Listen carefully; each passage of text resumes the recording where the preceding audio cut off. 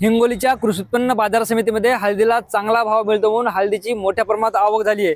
मी आता संत नामदेव कृषी उत्पन्न बाजार समितीच्या आवारात आहे। आपण जर या ठिकाणी बघितलं तर सोमवारी सकाळी जवळपास 15,000 क्विंटल हळदीची आवक या बाजार समितीत झाली आहे। हिंगोलीत आता हळदीला 14,000 ते 16,000 रुपये प्रति क्विंटल असा भाव मिळत आहे। आपण या ठिकाणी बघतोय की वाहनाच्या लांबच लांब रांगा लागल्या आहेत। संत नामदेव कृषी उत्पन्न बाजार समितीच्या आवाराबाहेरही 100हून अधिक वाहने उभी आहेत। जवळपास 350 वाहने जे ते या ठिकाणी हळद घेऊन आले आहेत।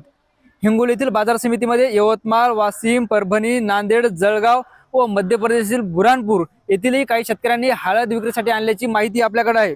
सोमवारपासून हळद विक्रीला घेऊन आलेल्या शेतकऱ्यांना हळद विक्रीसाठी तब्बल 5 दिवस थांबावं लागणार आहे। बाजार समितीने आठवड्यातील 5 दिवस हळदीचा लिलाव ठेवला तरी हळदीची आवक मोठ्या प्रमाणात होत असल्याने शेतकऱ्यांना मुक्काम करण्याची वेळ आली आहे। हिंगोली जिल्ह्यात गेल्या काही वर्षापासून हळदीची मोठ्या प्रमाणात लागवड केली जात आहे।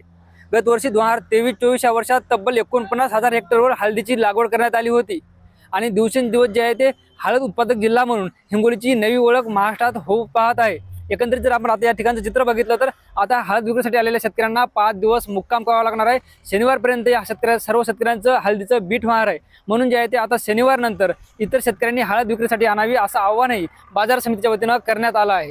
ज्ञानेश्वर लोंढे, TV9 मराठी, हिंगोली।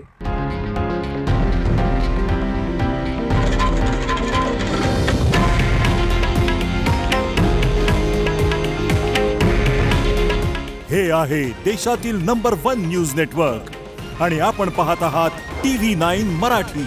काळजी तुमची, हित महाराष्ट्राचं।